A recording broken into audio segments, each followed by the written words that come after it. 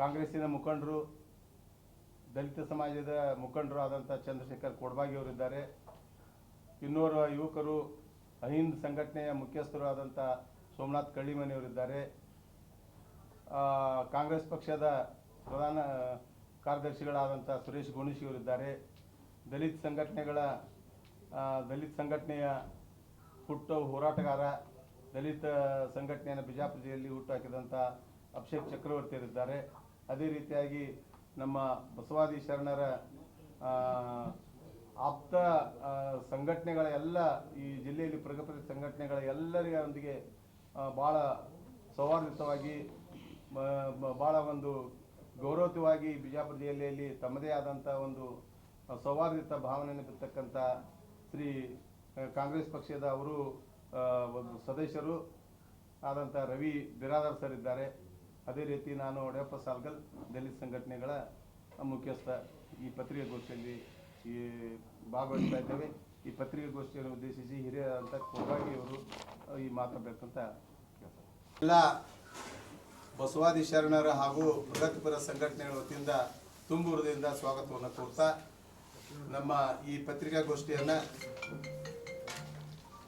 ಬಸವಾದಿ ಶರಣರ ಬಸವಣ್ಣವರ ಬಗ್ಗೆ ಅವಹೇಳನಕಾರಿಯಾಗಿ ಮಾತನಾಡತಕ್ಕಂಥ ಕನ್ನೇರಿ ಶ್ರೀಗಳ ಬಗ್ಗೆ ನಮ್ಮ ಆಕ್ಷೇಪಾರ್ಹವಾದಂಥ ಈ ಹೇಳಿಕೆಯನ್ನು ಖಂಡಿಸಿ ನಾವೀಗ ಈ ಪತ್ರಿಕಾಗೋಷ್ಠಿಯನ್ನು ನಡೆಸ್ತಾ ಇದ್ದೇವೆ. Journalist. So this is an occasion wherein RSS Chief of India. Just I will brief it in English, then I will translate it into Kannada. Because I am very poor in regional language. I am very, just a minute, I am very poor in regional language. That is why I am appealing to all of you journalists. I will translate it later on. This is first time that RSS Chief of India is coming over to see Bijapur. I am going to welcome him on behalf of Bijapur district people and Baswadi Sharanas and progressive associations of Bijapur district. I am going to welcome him. So, ಈಗ ಏನು ವಿಷಯ ಏನು ಹಾಗೆ ಅಂದರೆ, ಈಗ ಕನ್ನೇರಿ ಸ್ವಾಮಿ ಇವರ RSS ಮುಖಾಂತರ ಇವರು RSSನ ಜನ ಈ ಕನ್ನೇರಿ ಸ್ವಾಮಿಯನ್ನು ಮುಂದೆ ಮಾಡಿ ಈ ರಾಜ್ಯದಲ್ಲಿ ಏನೇ ಆಗಿ ಒಂದು ಕಮ್ಯುನಲ್ ಒಂದು ಫೀಲಿಂಗ್ಸ್ ತೊಗೊಂಬಂದು ಒಂದೇ ಒಂದು ಅಜೆಂಡಾ ಇಟ್ಕೊಂಡ್ಕೊಂಡು ಆ ಫೀಲಿಂಗ್ಸ್ ತೊಗೊಂಬಂದು ಕಮ್ಯುನಲ್ ಫೀಲಿಂಗ್ಸ್ ತೊಗೊಂಬಂದು ಸಮಾಜವನ್ನು ಒಡೆಯತಕ್ಕಂಥ ಕೆಲಸ ಮಾಡಲಿಕ್ಕೆ ಈ ಕನ್ನೇರಿ ಸ್ವಾಮಿಯನ್ನು ಬಿಟ್ಟಿದ್ದಾರೆ. ಇದರ ಹಿಂದೆ ಮುಖವಾಡ ಇರೋದು RSSದ್ದೇ ಮಾತ್ರ. ನೋಡ್ರಿ, RSS ಸಿನ್ಸ್ ಇಟ್ಸ್ ಇನ್ಸೆಪ್ಷನ್ ಈ ದೇಶದ ಸಲುವಾಗಿ, ಈ ದೇಶದ ಒಂದು ಸ್ವಾತಂತ್ರ್ಯ ಸಲುವಾಗಿ RSSದವರು ಎಂದೂ ಭಾಗಿಯಾಗಿಲ್ಲ. ಅವರು ಯಾವತ್ತೂ ಬಿಹೈಂಡ್ ದ ಕರ್ಟನ್ ಇದ್ದು they are going to see they indirectly help the Britishers in India. ಅದು ತಮ್ಮೆಲ್ಲರಿಗೂ ಗೊತ್ತಿದೆ, ಆ ವಿಚಾರನ ಬರೋದಿಲ್ಲ. Liberty, fraternity and equality which have been enshrined in the Indian Constitution, these RSS people completely countering and they are working against to the liberty, fraternity and equality. ಈ ದೇಶದಲ್ಲಿ ಇರ್ತಕ್ಕಂಥ ಜನ ನಾವೆಲ್ಲರೂ ಭಾರತೀಯರು, irrespective of their cost, Creed, religion. ಯಾರೇ ಇದ್ದಾಗ್ಯೂ ಕೂಡ ನಾವೆಲ್ಲರೂ ಭಾರತೀಯರು ಅಂತಕ್ಕಂಥ ಫೀಲಿಂಗ್ಸ್ ಅದು ಅವರು ಮಾಡಲಿಲ್ಲ. ಈ ಸದ್ಯಕ್ಕೆ ನಮ್ಮ ರಾಜ್ಯದಲ್ಲಿ ಈಗ ಇದನ್ನೇನು ತೆಗೆದಾರೆ ಪ್ರಿಯಾಂಕಾ ಖರ್ಗೆ ಅವರು, ಒರಿಜಿನಲ್ ಏನು ತೆಗೆದಿದ್ದಾರೆ ಪ್ರಿಯಾಂಕಾ ಖರ್ಗೆ ಅವರು, it is very appropriate and suitable issue. Every association must be registered under the constitution ಅಂತ ಇದೆ.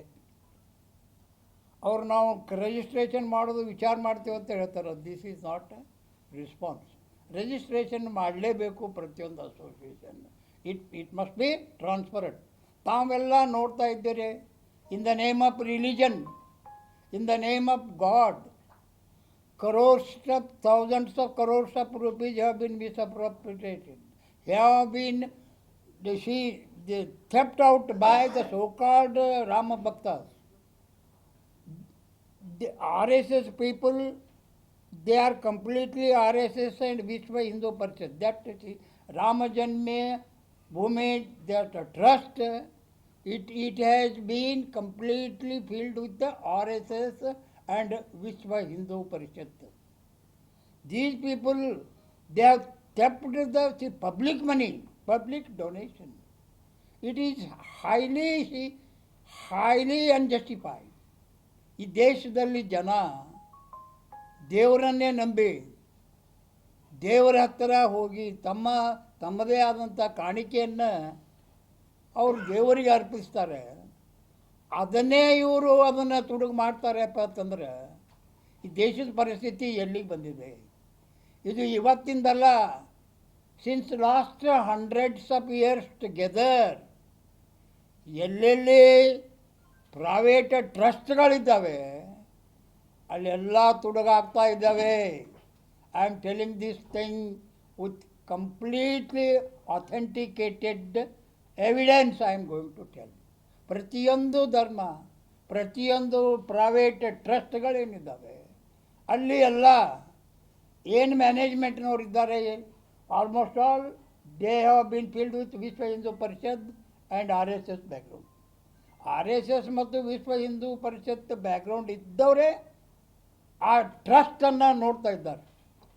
ಆ ಟ್ರಸ್ಟ್ ಮುಖಾಂತರ ಪಬ್ಲಿಕ್ ಫಂಡ್, ಜನ ಕಾಣಿಕೆಯಾಗಿ ಕೊಟ್ಟಂಥ ದುಡ್ಡು, ಬೆಳ್ಳಿ, ಬಂಗಾರ, ವಜ್ರ, ವೈಡೂರ್ಯ ಏನು ಕೊಟ್ಟಿದ್ದಾರೆ ಎಲ್ಲನೂ ನೇರವಾಗಿ ತುಡುಗು ಮಾಡಿ ತಮ್ಮ ಮನೆಗೆ ತೊಗೊಂಡು ಹೋಗುವಂಥ ಒಂದು ದುಸ್ತರ ಪರಿಸ್ಥಿತಿ ಇಂಟರ್ನ್ಯಾಷನಲ್ ಇಶ್ಯೂ ಆಗಿಬಿಟ್ಟಿದೆ. ಅದು ಈ ಸದ್ಯಕ್ಕೆ ಇದು ಇವತ್ತಿಂದಲ್ಲ, ನಿನ್ನಿದಲ್ಲ, ಕಳೆದ ನೂರಾರು ವರ್ಷಗಳಿಂದ ದಿಸ್ ಸಿಸ್ಟಮ್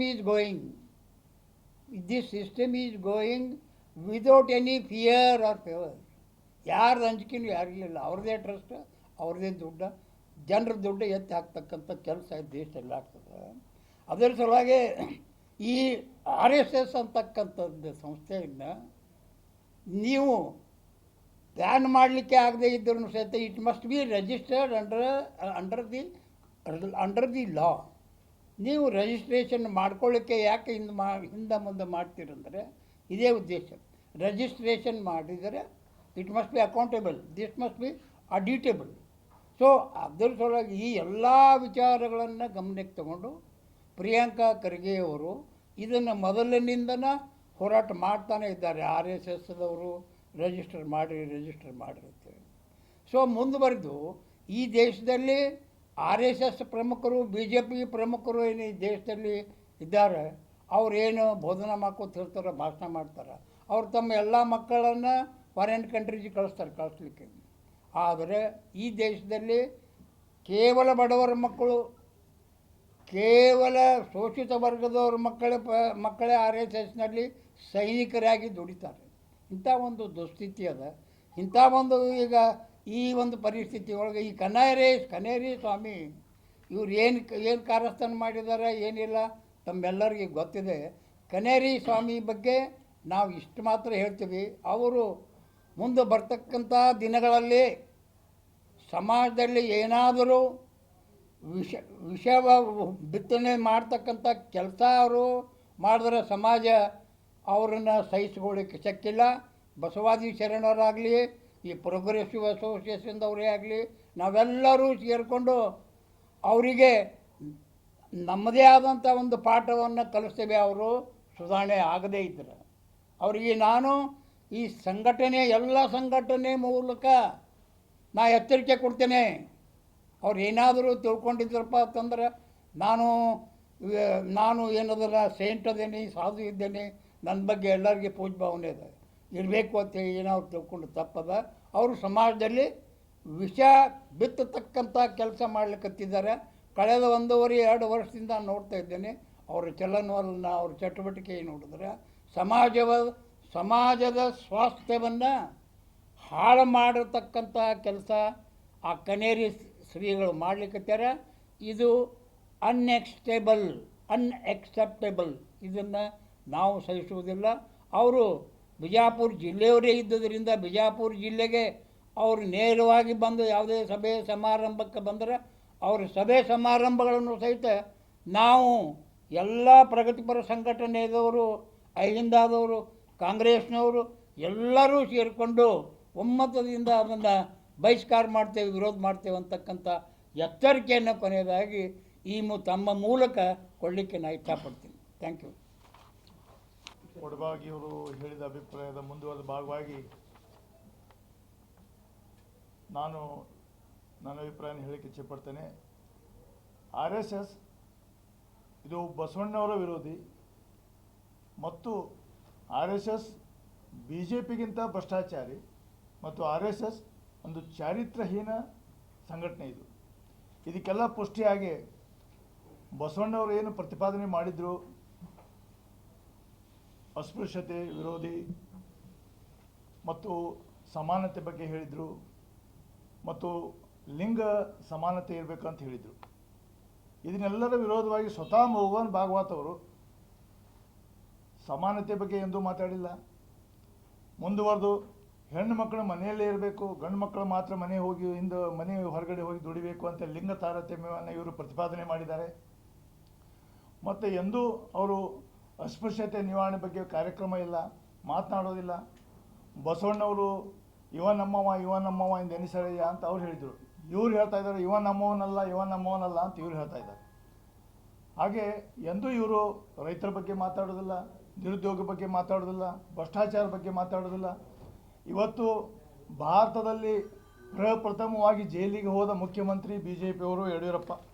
ಅದ್ರ ಬಗ್ಗೆ ಎಂದೂ ಭ್ರಷ್ಟಾಚಾರ ವಿರೋಧಿ ಮಾತಾಡಿಲ್ಲ.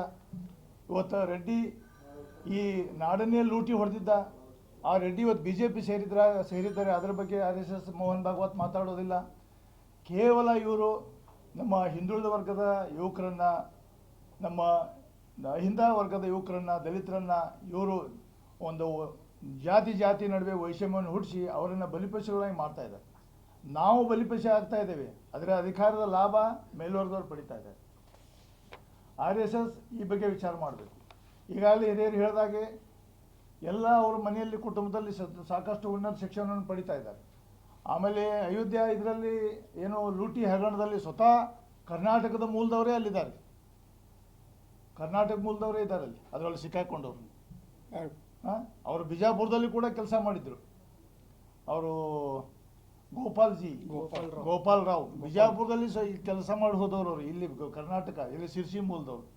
RSS ಭ್ರಷ್ಟಾಚಾರ ಮೂಲ ಕರ್ನಾಟಕದಲ್ಲಿ ಇದೆ. ಯಡಿಯೂರಪ್ಪ ಜೈಲಿಗೆ ಹೋಗಿದ್ದಾರೆ. ಹೀಗಾಗಿ ಇವರು ಚಾರಿತ್ರ್ಯ ಬಗ್ಗೆ ಹೇಳ್ತಾರೆ. ಏನು ಚಾರಿತ್ರ್ಯ ಇವರು? ಆಮೇಲೆ ಬೇರೆದವ್ರಿಗೆಲ್ಲ ಹಿಂದುತ್ವ ಹೇಳ್ತಾರೆ. ಸ್ವತಃ ಮೋಹನ್ ಭಾಗವತ್ ಅವರ ಕುಟುಂಬದ ಕುಡಿ ಉರ್ಮಿಳಾ ಮಾತೋಂಡ್ಕರ್ ಮುಸ್ಲಿಮರನ್ನೇ ಮದುವೆಯಾಗಿದ್ದಾರೆ. ಏನು ಹಿಂದುತ್ವದ ಪಾಠ ಹೇಳ್ತಾರೆ ಇವರು? ಆ ಮುಸ್ಲಿಮರ ಇವನ ಹೆಸರು ಮೊಹಸಿನ್ ಅಖ್ತರ್ ಮೀರ್. ಉರ್ಮಿಳಾ ಮಾತೋಂಡ್ಕರ್ ಇವರ ಕುಟುಂಬದ ಹುಡುಗಿಯಕಿ. ಮಂದಿಗೆ ಹೇಳ್ತಾರೆ ಹಿಂದುತ್ವ. ಇವರು ಒಬ್ಬರೇ ಅಲ್ಲ, ಹೀಗೆ ಸಾಕಷ್ಟು ಅಶೋಕ್ ಸಿಂಘಾಲ್ ಅವರ ಮನೆತನದ ಹುಡುಗಿ ಮುಸ್ಲಿಮರ ಮದುವೆ ಆಗಿದ್ದಾಳೆ. ಅದ್ವಾನಿಯವರ ಮಗಳು ಮುಸ್ಲಿಮರ ಮದುವೆ ಆಗಿದ್ದಾಳೆ. ಮುರಳಿ ಮನೋಹರ್ ಜೋಶಿಯವರ ಮಗಳು ಮುಸ್ಲಿಮರ ಮದುವೆ ಆಗಿದ್ದಾಳೆ.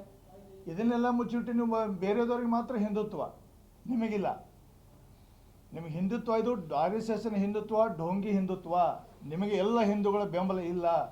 ಕಳೆದ ಚುನಾವಣೆಯಲ್ಲಿ ನೀವು ಬೆಂಬಲ ಪಡಿಸುವಂಥ BJPಗೆ ಬಂದಿದ್ದು ಕೇವಲ 31-32% ಮತಗಳು.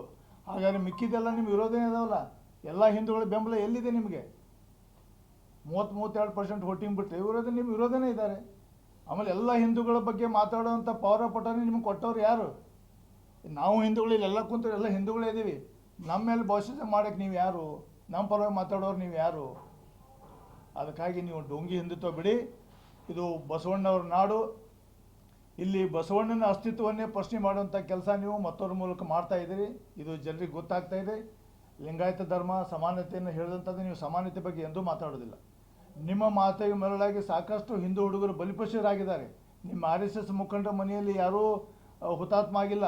ಯಾರೂ ಹಿಂದೂ ಮುಸ್ಲಿಂ ಗಲಾಟೆಗಳಾದಾಗ ಮುಂದೆ ಬರೋದಿಲ್ಲ. ಎಲ್ಲ ಈಗಾಗಲೇ ಸಿಕ್ಕಂಥ ನಿಮ್ಮ ಎಲ್ಲ ಉದ್ರೇಕಕಾರಿ ಭಾಷಣಗಳನ್ನು ಕೇಳಿ ಎಲ್ಲ ಹತ್ಯೆ ಆದವರೆಲ್ಲ ಹಿಂದೂ ಹುಡುಗರೇ.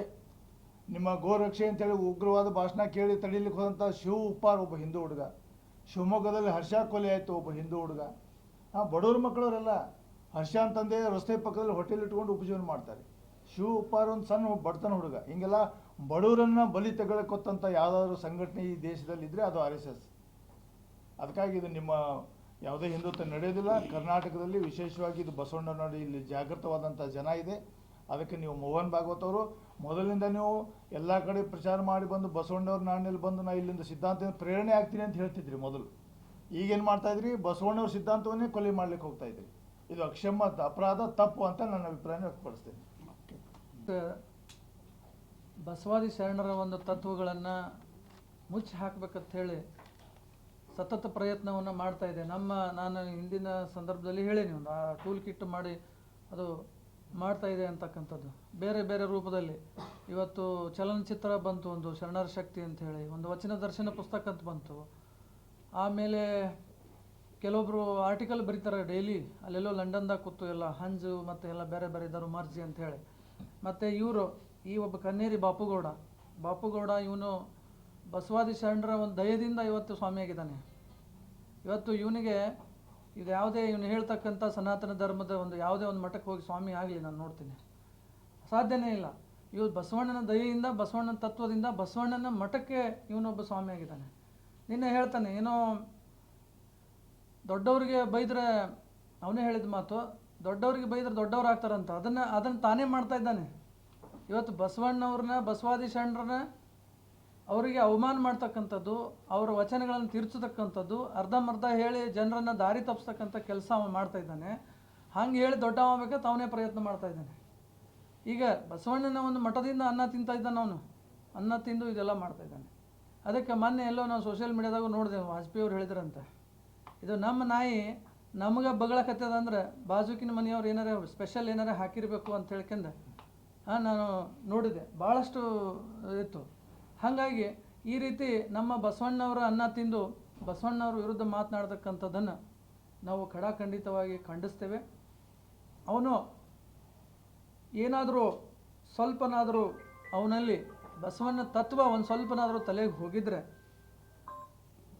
ಕೂಡಲೇ ಅವನು ಈ ಒಂದು ಕೆಟ್ಟ ಕೆಲಸವನ್ನು ಇವತ್ತೇನೆಂದರೆ RSSನವರು use and throw tissue paper ಮಾಡಿ ಒಗಿತಾರೆ ಇವನ್ನ. ಹಿಂದೊಮ್ಮೆ ಶಿವಾನಂದ ಸ್ವಾಮಿ ಅಂತೇಳಿ ಗದಗದಿಂದ ಅವನು ಅದು ವಚನ ದರ್ಶನ ಪುಸ್ತಕದಾಗ ಈ BL ಸಂತೋಷ್ ಅವರು ಎಲ್ಲ ಕಡೆ ಅಡ್ಡಾಡಿ ಬಿಡುಗಡೆ ಮಾಡಿ ಏನೇನೋ ಮಾಡಿದ್ರು, ಅವನ ಕಡೆಯಿಂದ ಕೆಲಸ ಆಗಲಿಲ್ಲ, ಅವನ್ನ ಕಿತ್ತು ಹೋಗಿದ್ರು. ಅದೇ ರೀತಿ ಕನ್ನೇರಿ ಬಾಪುಗೌಡ ಇವನ್ನ ಬಳಸ್ಕೊಂಡು ಇವರೇನು ಮಾಡ್ತಾ ಇದ್ದಾರೆ, ನಮ್ಮ ಬಸವಣ್ಣವ್ರಿಗೆ ಒಂದು ತತ್ವಕ್ಕೆ ಅಪಚಾರ ಮಾಡೋದು. ಮುಂದೊಂದು ದಿನ ಏನಂದ್ರೆ ಈಗ ಅದನ್ನು ಪ್ರಾರಂಭ ಆಗಿದೆ. ಬಸವಣ್ಣವರೇ ಇರಲಿಲ್ಲ. ಮೊನ್ನೆ ಒಬ್ಬ ಇಲ್ಲಿ ಬಿಜಾಪುರದ ಒಬ್ಬ ಶಾಣೆ ಹೇಳಕತ್ತಿದ್ದ, ಬಸವಣ್ಣವರು ವಚನಗಳು ಬರೆದಿಲ್ಲ, ಬಸವಾದಿ ಶರಣರು ವಚನ ಹೆಂಗೆ ಬರೆದ್ರು ಅಂತ.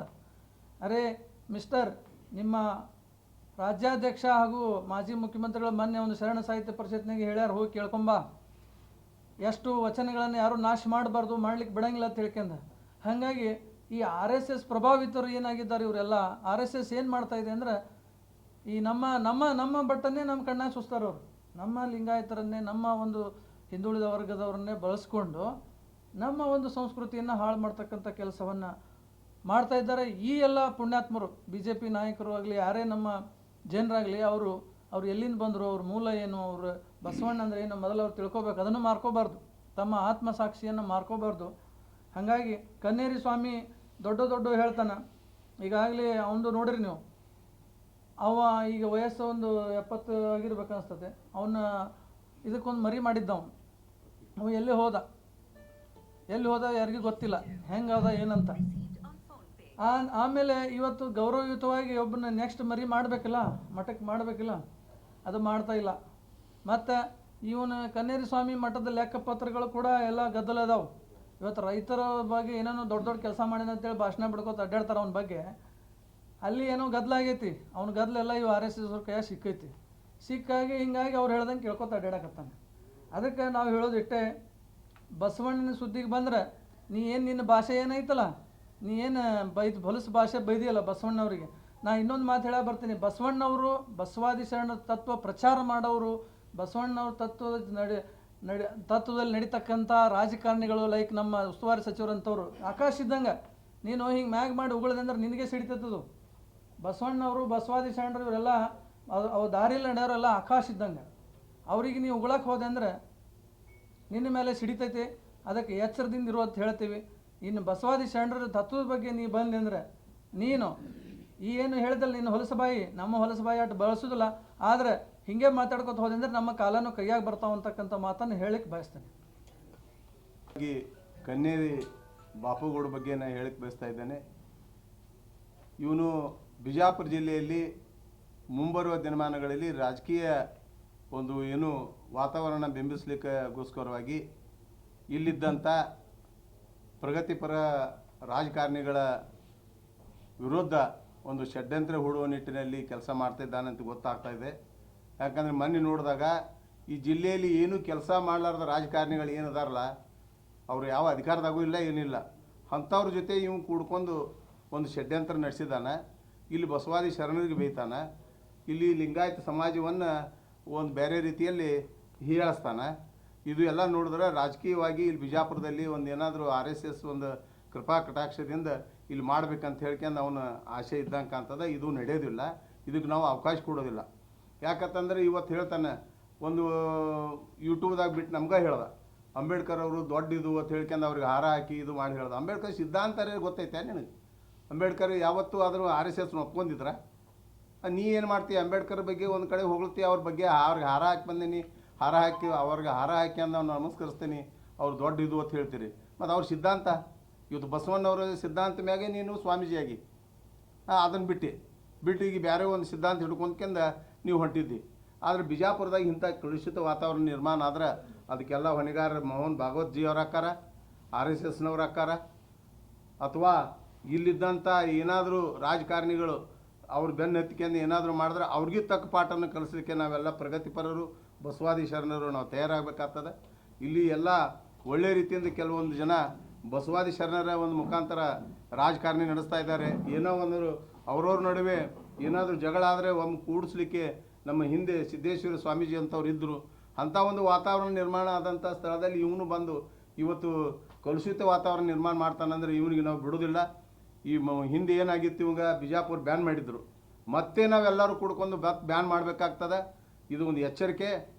ದರ್ಕತ್ ಇನ್ನೊಮ್ಮೆ ಅವನು ಏನಾದರೂ ಬಸವಾದಿ ಶರಣರ ಬಗ್ಗೆ, ಬಸವಣ್ಣವ್ರ ಬಗ್ಗೆ, ಬಸವಣ್ಣವ್ರ ಅಸ್ತಿತ್ವ ಬಗ್ಗೆ ಏನಾದರೂ ಮಾತಾಡಿದ್ರೆ ಉಗ್ರವಾದ ಹೋರಾಟ ಅಷ್ಟೇ ಅಲ್ಲ, ಅವೆಲ್ಲಿರ್ತಾನೆ ಅಲ್ಲಿ ಹೋಗ್ಕೊಂಡು ಅವ್ನು ಎದೆ ಮೇಲೆ ಅಂಗಿ ಹಿಡಬೇಕಾಗ್ತದೆ. ಅವಾಗ ನಾವು ಏನು ತಕ್ಕ ಪಾಠ ಕಲಿಸ್ಬೇಕೋ ಕಲಿಸ್ಬೇಕಾಗ್ತದೆ. ಕಾನೂನಾತ್ಮಕವಾಗಿ ಈಗಾಗಲೇ ನಡೆದಕ್ಕೂ ಬೆಲೆ ಇಲ್ಲ. ಅವನು ಇಲ್ಲಿ ಬಿಜಾಪುರಕ್ಕೆ ಬಂದು ಏನು ಮಾತಾಡಬಾರ್ದು ಅಂತೇಳಿ ಒಂದು ಏನೋ ಹುನ್ನಾರದಿಂದ ಪ್ರೆಸ್ ನೋಟ್ ಕಳಿಸ್ಕೊಂಡ ಮತ್ತೆ ಇಲ್ಲಿ ಕಲುಷಿತ ವಾತಾವರಣ ನಿರ್ಮಾಣ ಮಾಡ್ಯಾರ. ಇವತ್ತು ಜಿಲ್ಲೆಯಲ್ಲಿ ಭಾಳ ಸಾಕಷ್ಟು ಪ್ರಗತಿ ಮಾಡಿದಂಥ ರಾಜಕಾರಣಿಗಳಿದ್ದಾರೆ. ಅಂಥವ್ರ ಬಗ್ಗೆ ಷಡ್ಯಂತ್ರದಿಂದ ಇಲ್ಲಿ ಬಿಜಾಪುರ ವಾತಾವರಣ ನಿರ್ಮಾಣ ಮಾಡುತ್ತಾನೆ. ಇದು ಆಗೋದಿಲ್ಲ. ಯಾರು ಬೆನ್ನು ಎತ್ತಿಲ್ಲ ನೀನು, ಅವ್ರಿಗೇ ಆಗಿಲ್ಲ, ನೀ ಯಾರು ಇದ್ರ ಕೂಸ? ಅದಕ್ಕೆ ದಯವಿಟ್ಟು ಹೇಳ್ತೀನಿ, ಕನ್ನೇರಿ ಬಾಪುಗೌಡ ನಿನಗೆ ಸ್ವಾಮಿ ಎಲ್ಲಕ್ಕೆ ನಮ್ಗೆ ನಾಚಿಕೆ ಬರ್ತದೆ. ಸ್ವಾಮೀಜಿಯವರು ಬಸವಾದಿ ಶರಣರು ಯಾವ ರೀತಿಯಾಗಿದ್ದರು, ಕಾಡು ಸಿದ್ದೇಶ್ವರ ಮಠ ಎಂಥದ್ದು ಅನ್ನೋದು ಭಾಳ ಗೌರವ ಇದೆ. ಅದನ್ನು ಮಾತಾಡಬೇಕಾದ್ರೆ ಅದು ಹೆಸರು ತೊಗೋಬೇಕಾದ್ರೂ ಸ್ವಲ್ಪ ನಾವು ಹಿಂದೆ ಮುಂದೆ ಇದು ಮಾಡ್ತೀವಿ, ಗೌರವದಿಂದ ಇದ್ದಾರೆ. ಆದರೆ ನೀ ಏನು ಮಾಡ್ತೀಯ ಅಂದ್ರೆ ಅಲ್ಲೇ ಬೆಳೆದು ಇಲ್ಲೇ ಇದು ಉಂಡು ಮತ್ತೆ ನೀ ಒಂದು ಯಾವುದೇ ಇದಕ್ಕೆ ಇದು ಹಾಕ್ಯಂದು ಮಾತಾಡ್ತೀಯ ಅಂದ್ರೆ ನಿನಗೆ ತಕ್ಕ ಪಾಠ ಕಲಿಸ್ತೇವೆ. ಬಿಜಾಪುರ ಜಿಲ್ಲೆಯಲ್ಲಿ ನಿನಗೆ ಮತ್ತೆ ನಿರ್ಬಂಧನೆ ಹಾಕ್ತೇವೆ. ಇದ್ರ ಹಿಂದೆ ಯಾರ್ಯಾರು ಇದ್ದಾರೆ ಅನ್ನೋದು ಅವರಿಗೆ ರಾಜಕೀಯ ಮುಂಬರುವ ದಿನಮಾನಗಳಲ್ಲಿ ತಕ್ಕ ಪಾಠ ಕಲಿಸ್ತೇವೆ. ಇದು ದಯವಿಟ್ಟು ಇದು ಕೇವಲ ಒಬ್ಬ ವ್ಯಕ್ತಿ ಅಥವಾ ಒಂದು ಸಮಾಜದಲ್ಲ, ಬಸವಾದಿ ಶರಣರು, ಪ್ರಗತಿಪರರು, ಬಿಜಾಪುರ ಜಿಲ್ಲೆಯನ್ನು ಪ್ರಗತಿಯತ್ತ ಸಾಗಿಸಲಿಕ್ಕೆ ಏನು ಸಪೋರ್ಟ್ ಮಾಡ್ತಕ್ಕಂಥ ಎಲ್ಲ ಬುದ್ಧಿಜೀವಿಗಳು, ಎಲ್ಲ ಬಡವರು, ಎಲ್ಲ ವರ್ಗದವರು ಕೂಡ್ಕೊಂಡು ಈ ನಿರ್ಧಾರವನ್ನು ಕೈಗೊಳ್ತೀವಿ ನಾವು. ಇವತ್ತು ಕೇವಲ ಒಂದು ಜಾತಿ ಧರ್ಮದವರು ನಾವು ಇಷ್ಟೇ ಮಾಡಲ್ಲ, ಎಲ್ಲರೂ ಎಲ್ಲ ಧರ್ಮ ಎಲ್ಲ ಜಾತಿಯಲ್ಲಿ ಪ್ರಗತಿಪರಿದ್ದಾರೆ, ಎಲ್ಲರೂ ಕೆಟ್ಟದ್ದು ಒಳ್ಳೆಯದು ಹೇಳೋರಿದ್ದಾರೆ, ಅವರೆಲ್ಲರನ್ನು ಕೂಡಿಸ್ಕೋತೀವಿ. ಇಂಥ ವಾತಾವರಣ ನಮ್ಮ ಬಿಜಾಪುರದಾಗ ಬೇಡ. ಬಸವಾದಿ ಶರಣರ ನಾಡಿದು, ಇಲ್ಲಿ ಸೂಫಿ ಸಂತರ ನಾಡಿದೆ. ಯಾವುದೇ ಒಂದು ಮನಸ್ತಾಪ ಆದಾಗ ರಾತ್ರಿ ಆದ್ರೆ ಹಗಲತ್ತು ಮತ್ತೆ ಕೂಡ್ಕೊಂಡು ಸಾರಿ ತಪ್ಪಾಯ್ತು ರೀ ನಮ್ಗೆ ಶರಣು ಅನ್ನುವಂಥ ನಮ್ಮ ನಾಡಿದು, ನಮ್ಮ ಜಿಲ್ಲೆ ಬಿಜಾಪುರ. ಇಂಥ ಜಿಲ್ಲೆ ಹೆಸರನ್ನು ಕೆಡಿಸ್ತಾ ಇದ್ದೀವಿ. ಮಿಸ್ಟರ್ ಬಾಪುಗೌಡ, ನೀ ಎಚ್ಚರಿಕೆದಿಂದಿರು. ಇನ್ನು ಮುಂದೆ ಯಾರಾದ್ರೂ ನೀ ಷಡ್ಯಂತ್ರ ನಡೆಸೋಕೆ ಯಾರು ಬೆನ್ನತ್ತಿ ನೀ ಬಂದಿಲ್ಲ, ಎಲ್ಲಿ ಉದ್ಘಾಟನೆ ಮಾಡಿ, ಎಲ್ಲಿ ಮಾತಾಡ್ತಿ, ಎಲ್ಲಿ ಪ್ರೆಸ್ ನೋಟ್ ಕಳಿಸ್ತಿ, ಎಲ್ಲ ಗಮನಿಸ್ಲಾ ಇದ್ದೇವೆ. ಇನ್ನು ಕಾನೂನಾತ್ಮಕ ಹೋರಾಟ ಮಾಡ್ತೇವೆ. ನಿನ್ನ ಏನೈತಿಲ್ಲ ಇನ್ನು ಸಾಮೂಹಿಕವಾಗಿ ಸಹಿತ ಬಿಜಾಪುರ ಜಿಲ್ಲೆಯಲ್ಲಿ ಎಲ್ಲರೂ ಕೊಡ್ಕೊಂಡು ನಿನಗೊಂದು ತಕ್ಕ ಪಾಠ ಕಲಿಸ್ತೇವೆ. ನೀನು ಎಚ್ಚರದಿಂದಿರು. ಮೋಹನ್ ಭಾಗವತ್ ಜಿಯವರೇ, ನೀವೇ ಇದನ್ನು ಪ್ರೇರಣೆ ಮಾಡಿ ಕಳಿಸಿರಂತ ನಾವು ನಿಮ್ಮ ಮ್ಯಾಗ ಆರೋಪ ಮಾಡ್ತೇವೆ. ಇಲ್ಲಿದ್ದಂಥ ಎಲ್ಲ ರಾಜಕೀಯ ಪಕ್ಷದಗಳು ಇಂಥವು ಸ್ವಾಮೀಜಿಯವ್ರನ್ನ ತಂದು ಏನಾದರೂ ನೀವು ಬಸವಾದಿ ಶರಣರ ಹೆಸರ ಮ್ಯಾಗ ಏನಾದರೂ ಕಾರ್ಯಕ್ರಮ ಮಾಡಿದ್ರೆ ನಾವು ಅದನ್ನು ಒಪ್ಪೋದಿಲ್ಲ. ದಯವಿಟ್ಟು ನೀವು ತಿಳ್ಕೊರಿ, ನಿಮ್ಮ ರಾಜಕೀಯ ಏನು ಸ್ಥಿತಿಗತಿ ಅದು ನಿಮಗೆ ಮಾರಕವಾಗಿ ಮುಂದೆ ಪರಿಣಮಿಸ್ತೈತೆ ಹೇಳಿ ನಾನು ಎರಡು ಮಾತು ಮುಗಿಸ್ತೀನಿ. ಜೈ ಭೀಮ್, ಜೈ ಭಾರತ್.